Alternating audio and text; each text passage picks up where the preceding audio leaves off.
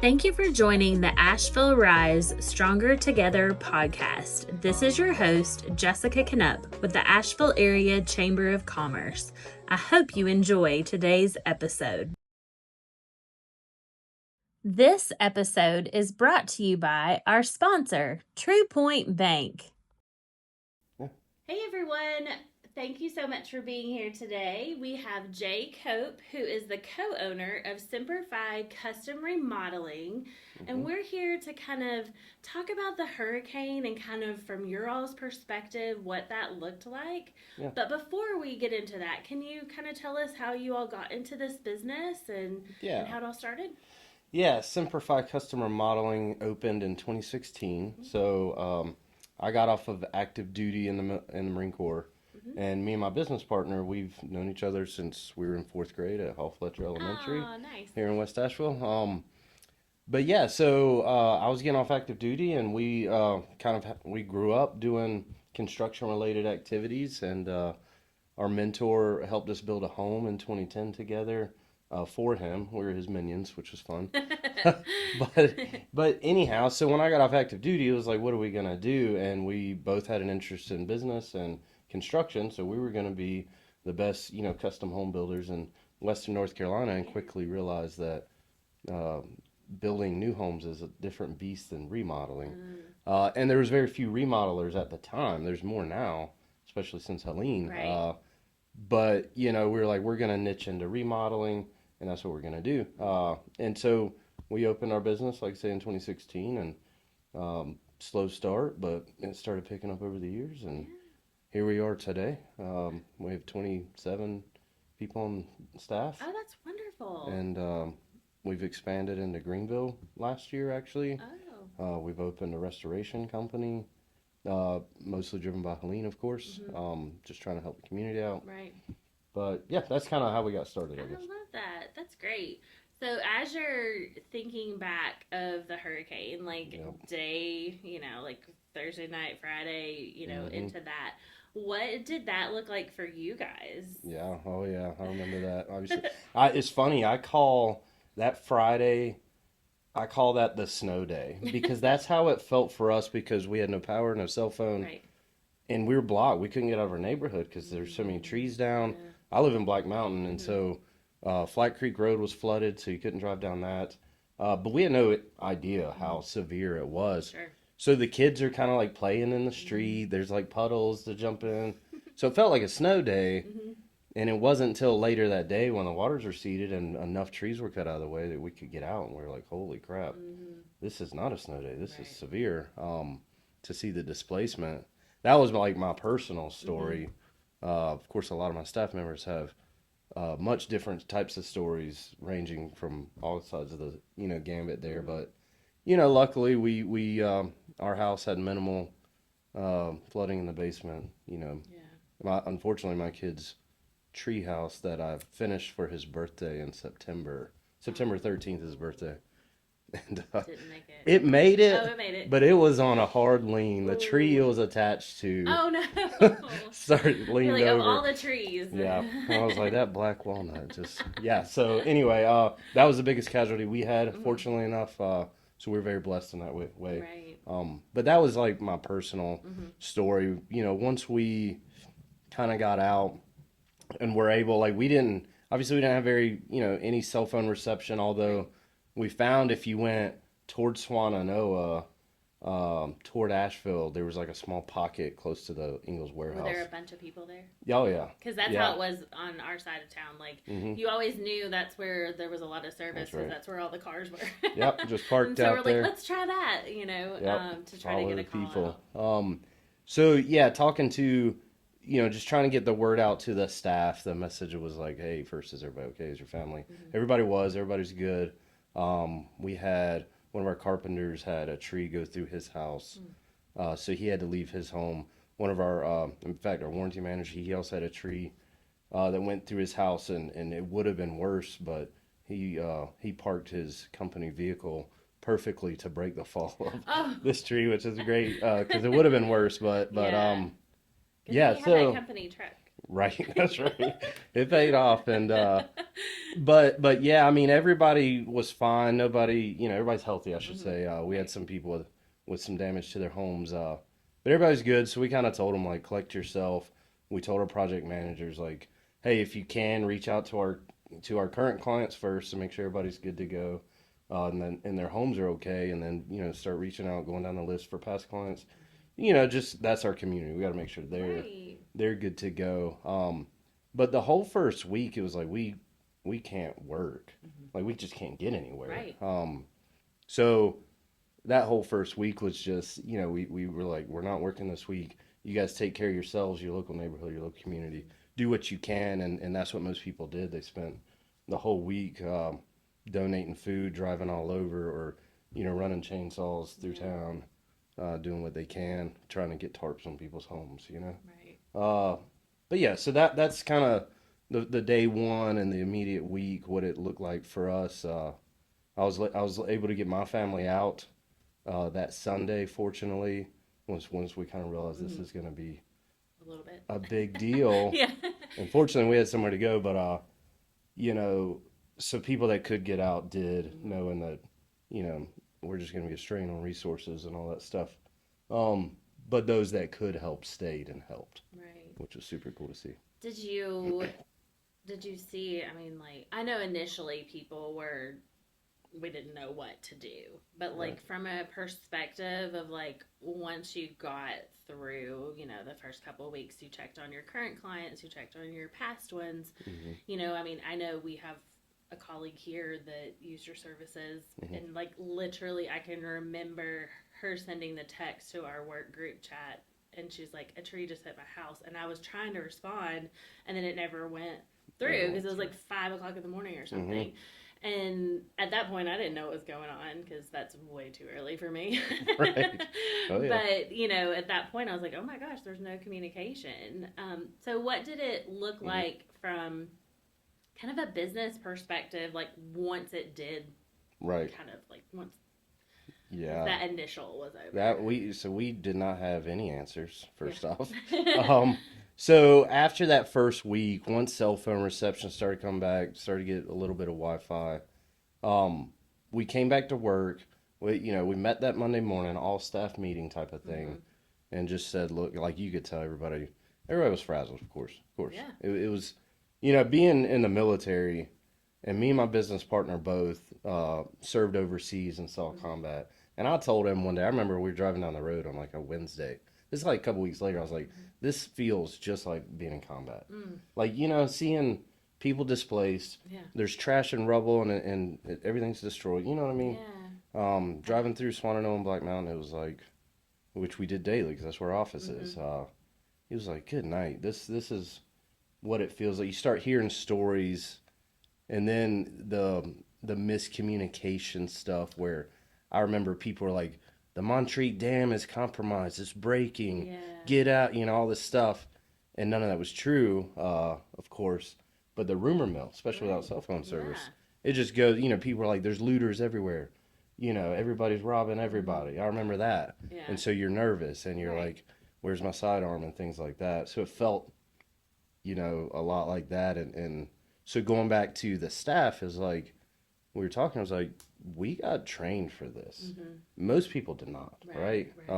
So how can we teach some of the things or leverage some of the things we were taught in the military to help ease this and understand that, what we call the fog of war, but just that not knowing, right? And things are chaotic and changing and all that stuff. And so we got everybody together, try to, say, look, here's what we're gonna do, but the truth is we still didn't have a plan because what the community needed and still needs to a big degree was people that did repair work, arborists, people that ran dirt moving machinery, and people that could tarp homes in the interim, do temporary stuff until they could get insurance or whatever they needed to repair it. Which is, as we were a custom remodeler only.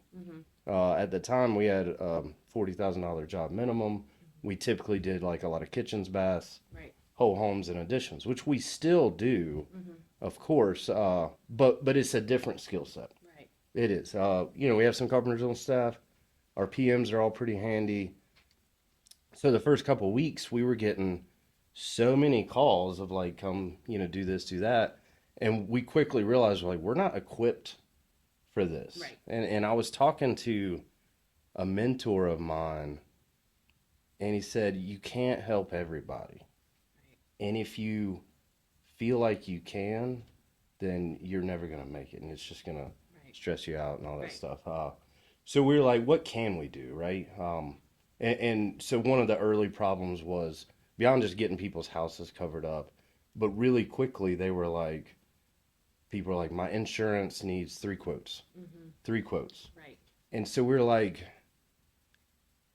we got to the point like at the time we had one estimator with hundreds of quotes to get, and it takes days at times, depending on the severity of it. It could take days to do one estimate. Oh gosh. Because we were and still are fixed price, high detailed, counting every stud, box of nails, the whole nine.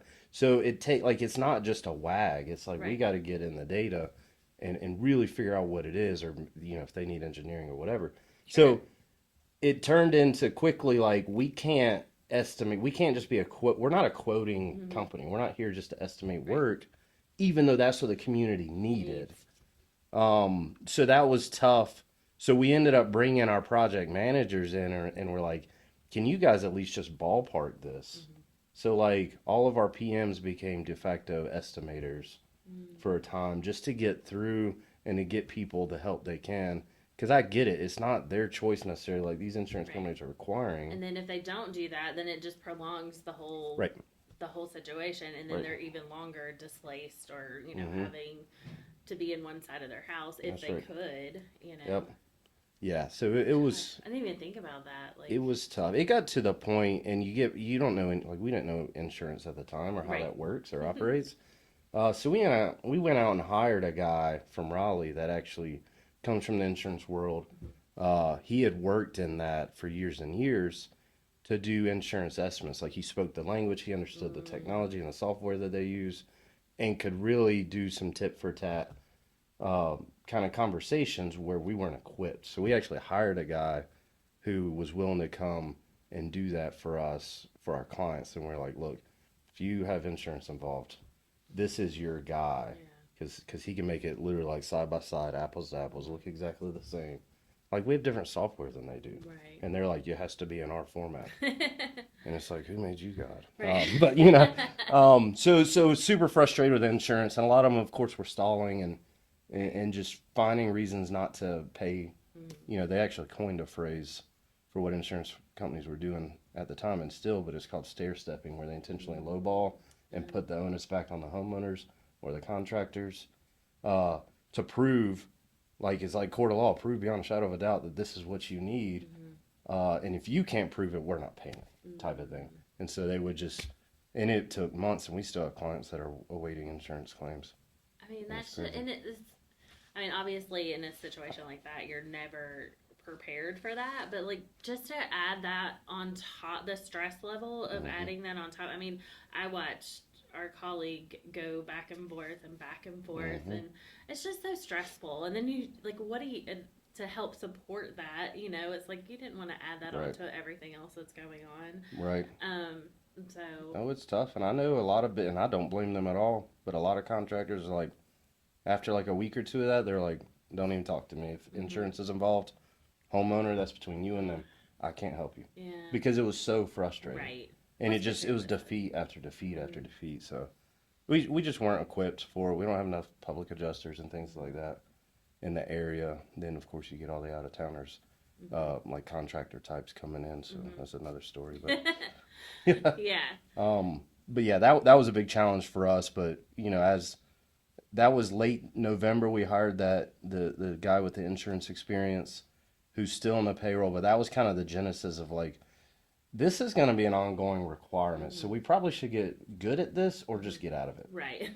and once we realized it was such a different business model, that's when we made the decision, like, let's open a restoration company and just branch off. So we took some staff from our remodel side and broke off and just created its own thing, which it is now.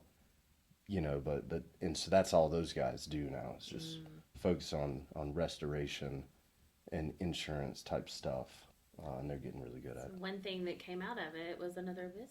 Correct. For you. Yeah. That would be a story of a new business appearing. Yeah. That would not have existed. Correct. Yeah. Which, I mean, but it's great to know that there was a need and that you were able to fulfill that and then focus on that because, I mean, in listening and talking with you, like, I didn't think about like the insurance and and it takes time to do those quotes, but it's what the homeowner needs. Right. So, well, did that expand your staff, or did you just kind of? It did. Like, no, we did hire some new staff to support that as well. And it's things like there's a lot of programs out there that people don't know about, even still. And so being an expert on that stuff. So when a client comes and their insurance isn't enough and they need help from the state or federal government or from this church that has this $500 that they can give out, whatever it is, so helping in that regard is something that I think is really good. And that's something I'm proud that we are able to at least lend some assistance in because, it's like the people that could afford to repair their homes despite insurance, those people are taken care of for the most part now. Right. The people that were waiting on insurance claims, most of them didn't pay out for 3 to 6 months. Right. But most of them, probably 80% maybe, are mostly put back together. But you still have the other 20%, and then all the people that can't afford it and their insurance wouldn't cover it for whatever reason, and their homes look the same today as they did a year and quarter ago. I got one right down the street from my house on Flat Creek Road, and I have to look at it on its side every day. Oh. But they can't, like, what are they going to do? Right. So if we could find resources to help those people that, like say they just don't have the resources to do anything, and their choice is to sell their house at a loss and move on, or a lot of people have done that too. Right. So. I know we, as a chamber, volunteered with the United Way to do some cleanup, and this was honestly just like not long ago, and it was still hurricane related, like moving the trees. Well, I mean, I wasn't like physically, but right, once they chopped it into smaller pieces, and moving that branch, that helps. It does, and it's like But while we were there, I was like, it's hard to believe that this is still a year. It's over a year at this point. And it's still like that. Still, yeah.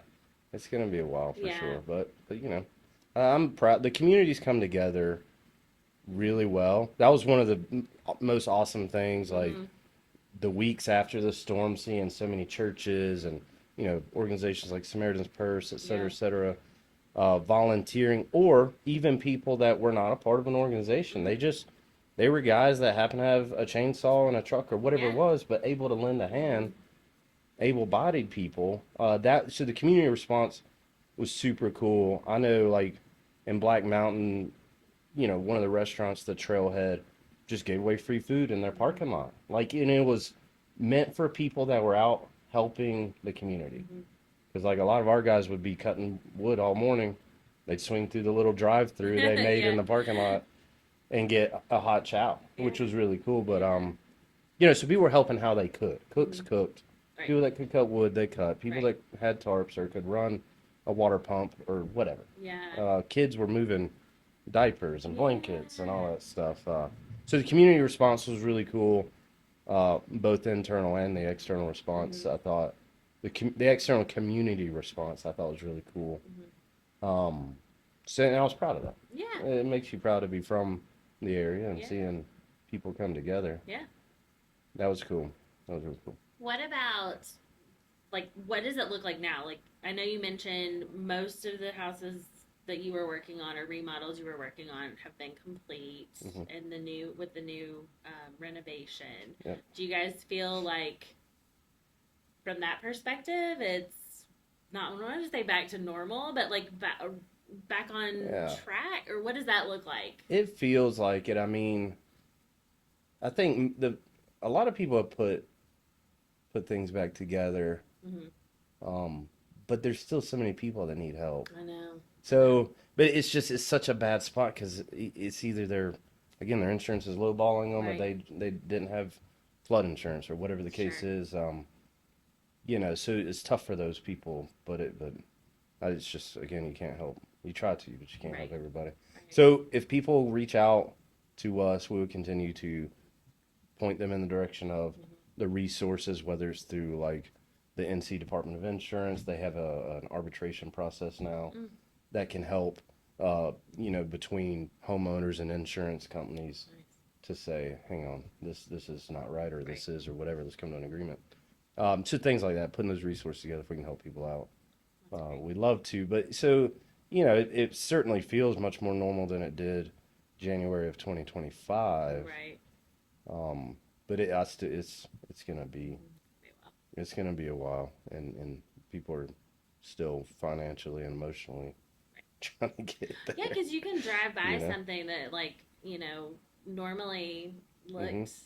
It doesn't look the same. I mean, Right. it's fine, but you're just like, now you're like, I remember when this was, or something like that. Yeah. So if anyone that's listening or watching needs to reach out, or they're still having issues, or it's not even hurricane related, Yep. How can they find your all's information? Yeah. Couple ways. You can give us a call, of course, which we're on Google. So Semper Fi Restoration and Repair is the name of the restoration company, or Semper Fi Custom Remodeling. Either way, the team talks, and so our website, www.sfcustomremodeling.com, would be a way. So any of those ways, Google, All right. the website, Facebook, we're on all that stuff. But however suits. All right, that's great.